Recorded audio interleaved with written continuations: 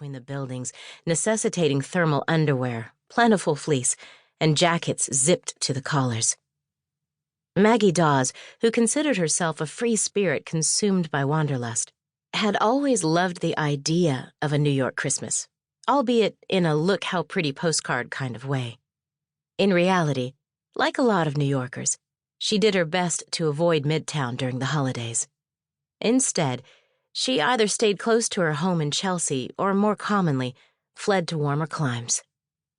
As a travel photographer, she sometimes thought of herself less as a New Yorker and more as a nomad who happened to have a permanent address in the city. In a notebook she kept in the drawer of her nightstand, she'd compiled a list of more than 100 places she still wanted to visit, some of them so obscure or remote that even reaching them would be a challenge. Since dropping out of college 20 years ago, she'd been adding to the list, noting places that sparked her imagination for one reason or another, even as her travels enabled her to cross out other destinations.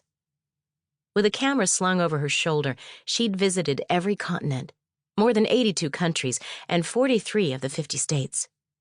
She'd taken tens of thousands of photographs, from images of wildlife in the Okavango Delta in Botswana to shots of the Aurora Borealis in Lapland.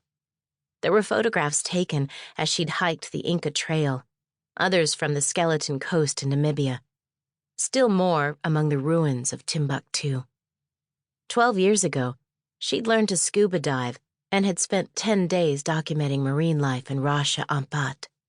4 years ago, she'd hiked to the famous Paro Taksang, or Tiger's Nest, a Buddhist monastery built into a cliffside in Bhutan, with panoramic views of the Himalayas. Others had often marveled at her adventures, but she'd learned that adventure is a word with many connotations, not all of them good. A case in point was the adventure she was on now. That's how she sometimes described it to her Instagram followers and YouTube subscribers. The one that kept her largely confined to either her gallery or her small 2-bedroom apartment on West 19th Street, instead of venturing to more exotic locales. The same adventure that led to occasional thoughts of suicide. Oh, she'd never actually do it. The thought terrified her, and she'd admitted as much in one of the many videos she'd created for YouTube. For almost 10 years, her videos had been rather ordinary as far as photographers' posts went. She described her decision-making process when taking pictures, offered numerous Photoshop tutorials, and reviewed new cameras and their many accessories, usually posting 2 or 3 times a month. Those YouTube videos, in addition to her Instagram posts and Facebook pages and the blog on her website, had always been popular with photography geeks while also burnishing her professional reputation. 3.5 years ago, however, on a whim, she'd posted a video to her YouTube channel about her recent diagnosis, one that had nothing to do with photography. The video, a rambling, unfiltered description of the fear and uncertainty she suddenly felt when she learned she had stage 4 melanoma, probably shouldn't have been posted at all. But what she imagined would be a lonely voice echoing back at her from the empty reaches of the internet somehow managed to catch the attention of others.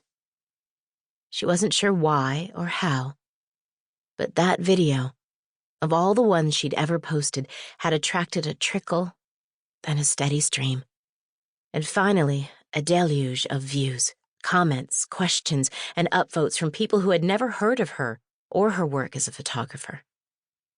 Feeling as though she had to respond to those who had been moved by her plight, she'd posted another video regarding her diagnosis that became even more popular. Since then, about once a month, she'd continued to post videos in the same vein, mainly because she felt she had no choice but to continue. In the past 3 years, she'd discussed various treatments and how they'd made her feel, sometimes even displaying the scars from her surgery. She talked about radiation burns, and nausea, and hair loss, and wondered openly about the meaning of life. She mused about her fear of dying and speculated on the possibility of an afterlife. They were serious issues, but maybe to stave off her own depression.